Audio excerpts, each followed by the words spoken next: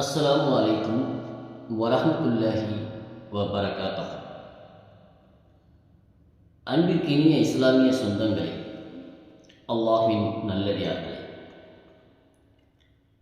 அல்லாஹ்வின் சாந்தியும் சமாதானமும் நம் எல்லோர் மீதும் உண்டாவதாக.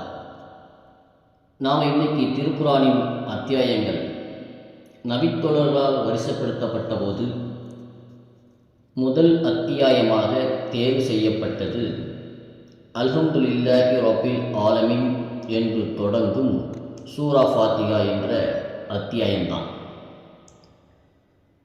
இந்த அத்தியாயத்தை பற்றி அல்லாஹும் அல்லாஹுடைய தூதரும் மிக சிறப்பித்து சொல்லியிருக்காங்க.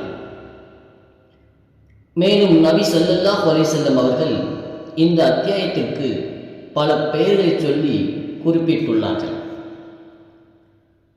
நபி ஸல்லல்லாஹு அலைஹி வஸல்லம் அவர்கள் சொன்னாங்க, இந்த அல்ஹம்துலில்லாஹி அத்தியாயமானது உம்முல் குர்ஆன், அதாவது குர்ஆனின் தாய், உம்முல் கிதாப் வேதத்தின் தாய், அஸ்ஹபுல் மஸானி திரும்ப திரும்ப ஓதப்படும் 7 வசனங்கள் கொண்டது ஆகும் அப்படின்னு நபி ஸல்லல்லாஹு அலைஹி வஸல்லம் அவர்கள் சொல்கிறாங்க. இது திருமதியில் 3124ஆகவும் அஹ்மதில் 9789ஆகவும் இடம்பெறுகிறது. மகத்தான குர்ஆன் என்பதும் திரும்ப திரும்ப ஓதப்படும் 7 வசனங்கள் என்பதும் அல்ஹம்து சூராவிற்குரிய பெயர்களில் இதுவும் உள்ளதாகும். அல்லாஹ் தனது திருமறை குர்ஆனில் இந்த அத்தியாயத்தை, அதாவது அல்ஹம்து சூராவை மிகவும் சிறப்பித்து கூறுகிறான்.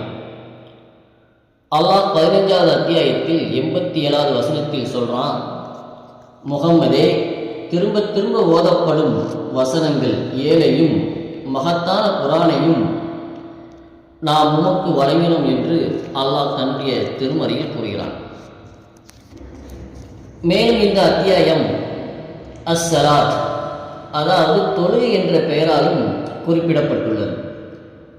அல்லாஹ் சொன்னதாக அல்லாஹ்வுடைய தூதர் ஸல்லல்லாஹு அலைஹி வஸல்லம் அவர்கள் சொல்றாங்க, அல்லாஹ் தொழுகையை எனக்கும் என்னுடைய அடியாருக்கும் இடையே 2 பகுதிகளாக பிரித்து வச்சிருக்கேன் அப்படின்னு சொல்றாங்க. மேலும் என்னுடைய அடியான் என்கிட்ட கேட்டது அவனுக்கு கிடைக்கும் அப்படின்னு சொல்றாங்க. அது எப்படின்னா, இந்த அத்தியாயமானது ஒரு அடியான் ஓதும்போது இறைவனிடம் நேரடியாக பேசுவது போல இருக்குமா. அது எப்படின்னா, நாம் இந்த அத்தியாயத்தில் இருக்கிற வசனங்கள், அதில் நாம் அல்ஹம்துலில்லாஹி ரப்பில் ஆலமீன், அதாவது அனைத்து உலகின் அதிபதியான அல்லாஹ்வுக்கே எல்லா புகழும் அப்படின்னு சொன்னோம்னா, அதுக்கு என் அடியான் என்னை புகழ்ந்து விட்டான் என்று அல்லாஹ் சொல்வானாம். திரும்ப அர் ரஹ்மானிர் ரஹீம், அவன் அளவில்லா அருளாளன், நிகரில்லா அன்புடையவன் அப்படின்னு சொன்னோம்னா, என் அடியான் என்னை துதித்து விட்டான் என்று அல்லாஹ் சொல்வானாம். மாலிக்கி யௌமித்தீன், தீர்ப்பு நாளின் அதிபதி அப்படின்னு சொன்னோம்னா, என் அடியான் என்னை கண்ணியப்படுத்தி விட்டான் என்று அல்லாஹ் சொல்வானாம். மேலும் இய்யாக நஹ்முது வ இய்யாக நஸ்தாயீன், உன்னையே நாங்கள் வணங்குகிறோம், உன்னிடமே உதவியும் தேடுகிறோம் அப்படின்னு சொன்னோம்னா, இது எனக்கும் என்னுடைய அடியானுக்கும் இடையே உள்ளது, என்ன அடியானுக்கு அவன் கேட்டது கிடைக்கும்னு அல்லாஹ் சொல்வான். கடைசியாக இஹ்தின சிராத்தல் முஸ்தகீம் சிராத்தல்லதீன அன்அம்த அலைஹிம் ஹைரில் மக்லூபி அலைஹிம் வலல்லாலீன், நீ எங்களுக்கு நேரான வழியை காட்டுவாயாக, அவ்வழி உன் அருளை பெற்றவர்களின் வழி, அது உன் கோபத்திற்கு ஆளானோர் வழி அல்ல, வழி தவறியோரின் வழியும் அல்ல அப்படின்னு சொன்னோம்னா, இது என் அடியானுக்கு உரியது, அவன் கேட்டது கிடைக்கும் அப்படின்னு அல்லாஹ் சொல்வானாம். இது முஸ்லிம்ல 655வது ஹதீஸாக பதிவு செய்யப்பட்டுள்ளது. இந்த ஹதீஸ்ல சூரா ஃபாத்திஹா அத்தியாயத்தின் சிறப்பை நமக்கு உணர்த்துவதோடு அது அருளப்பட்ட அமைப்பையும் நமக்கு தெளிவாக எடுத்து சொல்லுது. இதில் முக்கியமானது என்ன அப்படின்னா, இந்த அத்தியாயத்தில் மொத்தம் 7 வசனங்கள் இருக்கு.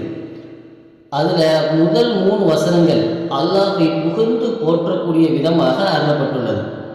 இந்த வசனங்களை ஒருத்தர் சொல்லும்போது அல்லாஹ்வே அவனுக்கு உரிய விதத்தில் புகழ்ந்தவனாக அல்லாஹால் கருதப்படுகிறான். இரண்டாவது, 4வது வசனம் இறைவனுக்கும் மனுஷனுக்கும் உள்ள உறவு என்னவென்பதை தெளிவாக சொல்லுது. அது எப்படின்னா, அல்லாஹுதான் நமக்கு எஜமான். அதனால் நாம் அவனை எஜமானனாக ஏற்றுக்கொண்டு அவனை மட்டுமே வணங்கி வருவதும் அவன்கிட்ட மட்டுமே உதவி தேடுவதும் தான்.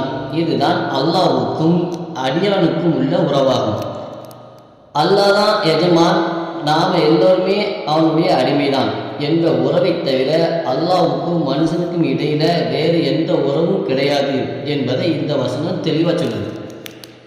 கடைசியாக இருக்கக்கூடிய மற்ற 3 வசனங்களும் இறைவனிடம் நம்முடைய மிக முக்கியமான கோரிக்கைகளை, அதாவது வேண்டுதலை முன்வைக்கும் விதமாக அருளப்பட்டுள்ளது. அப்படி நாம் கேட்கும் கோரிக்கை ஏற்றுக்கொள்ளப்படும் என்ற உத்தரவாதத்தையும் இந்த ஹதீஸ் மூலமாக நாம் தெரிந்து கொள்ளலாம். மேலும் அல்லாஹ் இந்த அத்தியாயத்தை 3 பகுதிகளாக பிரித்து வகைப்படுத்தி வச்சிருக்கான் என்பதையும் இந்த ஹதீஸ் மூலமாக நாம் அறிகிறோம். அப்புறம் இந்த சூறாவுக்கு ருக்யா அப்படின்னு ஒரு பெயர் இருக்கு.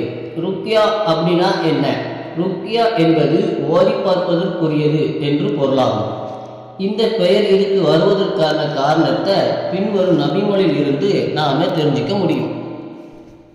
அதாவது அபு சயீத் அலி அவர்கள் கூறியதாக வரக்கூடிய ஒரு ஹதீஸில், நபித்தோழர்கள் சிலர் ஒரு பயணத்தில் சென்றிருக்காங்க. பயணம் செல்லும்போது அவங்க ஒரு அரபி குலத்தாரிடம் தங்குறாங்க.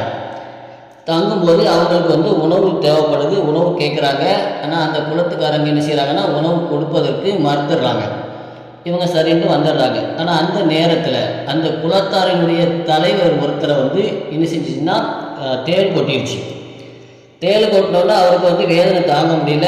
அவங்க கூட இருக்கிறவங்க அவருக்கு பலவிதமான மருத்துவ சிகிச்சைலாம் பண்ணுறாங்க, என்னெல்லாமோ பண்ணி பார்க்குறாங்க. அவருக்கு எந்த பயனுமே என்ன செய்யலை, அவங்களுடைய மருத்துவம் அவருக்கு உதவவில்லை. பிறகு கடைசியாக அவங்க கூட இருக்கிறதுல ஒருத்தவங்க சொல்கிறாங்க, அங்கே இருக்க கூட்டத்தார்கிட்ட போய் நம்ம கேட்டு பார்ப்போம், அவங்கள்ட்ட இதுக்குரிய மருத்துவம் ஏதாவது இருக்கலாம் அப்படின்னு அவங்களுக்குள்ள ஒரு ஆலோசனை பண்ணிவிட்டு எல்லோரும் சேர்ந்து நபித்தோழர்கிட்ட கேட்குறாங்க. கூட்டத்தினரை, எங்கள் தலைவர் தேள் கொட்டிடுச்சு, அவருக்காக நாங்கள் எல்லா முயற்சியும் செஞ்சு பார்த்துட்டோம், எதுவுமே செய்யலை, அவருக்கு பயனளிக்கலை. உங்கள்கிட்ட யாரிடமாவது மருந்து இருக்கா, ஏதாவது மருத்துவம் இருந்தால் சொல்லுங்கள் அப்படின்னு கேட்குறாங்க. அதுக்கு நபித்தோழர்கள் ஒருவர் சொல்கிறாரு, ஆமாம், அல்லாஹ்வின் மீது ஆணையாக நான் ஓதி பார்க்கிறேன். அப்படின்னாலும் அல்லாஹ்வின் மீது ஆணையாக நாங்கள் உங்கள்கிட்ட விருந்து கேட்டோம், நீங்கள் எங்களுக்கு என்ன செய்யலை, விருந்து தரமாட்டேன்னு சொல்லிட்டீங்க. அதனால் நீங்கள் எங்களுக்கு கூலி தர்றதா இருந்துச்சுன்னா நான் ஓதி பார்க்குறேன், இல்லைனா ஓதி பார்க்க முடியாது அப்படின்னு அவர் சொல்கிறாரு. உடனே அவங்க உங்களுக்கு சில ஆடுகளை நாங்கள் கூலியாக தரோம் அப்படின்னு ஒப்பந்தம் பேசுகிறாங்க. ஒப்பந்தம் பேசினதுக்கு அப்புறம் அவர் நபித்தோழர் போகிறாரு. அந்த தலைவருக்கு தேள் கொட்டப்பட்ட இடத்துல லேச துப்பி ஊதிட்டு என்ன செய்கிறாருன்னா அல்ஹம்துலில்லாஹி ரப்பில் ஆலமீன் அப்படிங்கிற சூறாவை ஓத ஆரம்பிச்சிடறாரு. இவர் ஓத ஆரம்பித்த உடனே அவருக்கு என்ன செய்யணும்னா தேள் கொட்டின இடத்துல உள்ள வலி நீங்கிறது, அவர் பூரணமாக குணமாகி விடுறாரு. அவருக்கு முழுக்க குணமாயிருச்சு. குணமானதுக்கு பிறகு அவங்க இவங்களுக்கு பேசினபடி என்ன செய்கிறாங்கன்னா ஆட்டுக்குட்டிகளை அவங்களுக்கு கூலியாக கொடுத்துட்றாங்க. இவங்க ஆட்டுக்குட்டியை வாங்கிட்டு வந்துக்கிட்டு இருக்கும்போது அவர் கூட வரக்கூடிய ஒரு நபித்தோழர் சொல்கிறாரு, நமக்கு குட்டி கிடச்சிருச்சு, நாம் என்ன செய்வோம், இந்த ஆட்டுக்குட்டியை பங்கு போட்டுக்குருவோம் அப்படின்னு கூட இருக்கக்கூடிய ஒருத்தர் சொல்கிறாரு. ஆனால் ஓதி பார்த்த நபித்தோழர் சொல்கிறாரு, இல்லை, நம்ம அப்படிலாம் செய்யக்கூடாது, நாம் இதை என்ன செய்யணும் அப்படின்னா அல்லாஹ்வுடைய தூதர்கிட்ட கொண்டு போவோம், அல்லாஹ்வுடைய தூதர்கிட்ட போய் நம்ம நடந்த விஷயங்கள் எல்லாத்தையும் சொல்லுவோம், அவங்க இதுக்கு என்ன கட்டளை இடுறாங்க என்பதை நம்ம தெரிஞ்சுக்கிட்டு அதுக்கப்புறம் இதுக்கு என்ன செய்யலாம் அப்படிங்கிறத நம்ம முடிவு எடுப்போம் அப்படின்னு அவர் சொல்கிறாரு. சரின்னு சொல்லிவிட்டு எல்லோரும் அல்லாஹ்வுடைய தூதர்கிட்ட போகிறாங்க. போய் அவங்கள்ட்ட நடந்த எல்லாத்தையும் சொல்கிறாங்க. சொல்லி முடித்த உடனே அல்லாஹ்வுடைய தூதர் சொல்கிறாங்க, அல்ஹம்து அத்தியாயம் ஓதி பார்க்கறதுக்கு தகுந்தது என்று உனக்கு எப்படி தெரியும் அப்படின்னு கேட்குறாங்க. கேட்டுட்டு சொல்கிறாங்க, சரி, நீங்கள் சரியானது தான் தேர்ந்தெடுத்திருக்கிறீங்க, நீங்கள் சரியானதையே செஞ்சுருக்கிறீங்க அப்படின்னு சொல்லிவிட்டு இந்த ஆடுகளை எல்லாம் நீங்கள் என்ன செய்யுங்க, உங்களுக்குள்ளே பங்கு வச்சுக்கொள்ளுங்க அப்படின்னு சொல்லுவது மட்டும் இல்லாமல் உங்களுடன் சேர்த்து எனக்கும் ஒரு பங்கை ஒதுக்கிருங்க அப்படின்னு சொல்லிட்டு அல்லாஹ்வுடைய தூதர் என்ன செஞ்சாங்கன்னா சிரிச்சாங்களாம். இது புகாரில் 2276ஆகவும் 5007ஆகவும் 5736 5749 ஆகிய ஹதீஸ்களில் நாம் இதை பார்க்க முடிகிறது. நாம் இந்த ஹதீஸின் வாயிலாக அறியக்கூடிய செய்தி என்ன அப்படின்னா, இந்த சூரத்துல் ஃபாத்திஹா என்கிற அத்தியாயத்தை நோய் நொடிகளுக்கு நாம் என்ன செய்யலாம், ஓதி பார்க்கலாம் என்பது தெளிவாக தெரிகிறது. இதை அல்லாஹ்வுடைய தூதர் என்ன செஞ்சுருக்கிறாங்க, அங்கீகரிச்சிருக்கிறாங்க, அவங்க இதை மறுக்கலை. அது மட்டும் இல்லாமல் இன்னும் ஏராளமான சிறப்புகள் இந்த அத்தியாயத்திற்கு உள்ளது. இந்த அத்தியாயம் நாம் ஒவ்வொரு தொழுகையிலும் ஒவ்வொரு ரக்காயத்திலையும் ஓதுறோம். அது அத்தியாயம் இல்லாமல் தொழுகையே சேராது அப்படின்னும் அல்லாஹ்வுடைய தூதர் சொல்லியிருக்காங்க. அவ்வளவு சிறப்பு மிக்க முக்கியத்துவம் வாய்ந்த இந்த அத்தியாயத்தின் கருத்தை மனசில் வச்சுக்கிட்டு அதன்படி நடந்து அல்லாஹும் அவனது தூதரும் காட்டிய வழியில் நடக்கக்கூடிய நன்மக்களாக அல்லாஹ் நம் அனைவரையும் ஆக்கி அருள் புரிவானாக. அன்பானவர்களே, இந்த செய்தி உங்களுக்கு பயனுள்ளதாக இருந்துச்சு அப்படின்னா லைக் பண்ணுங்கள், மற்றவர்களுக்கும் ஷேர் பண்ணுங்கள், மறக்காமல் நம்மளுடைய சேனலை சப்ஸ்கிரைப் பண்ணிக்கோங்க. ஜஸாக்குமுல்லாஹு ஹைரன். அஸ்ஸலாமு அலைக்கும் வரஹ்மத்துல்லாஹி தஆலா வபரகாத்துஹு.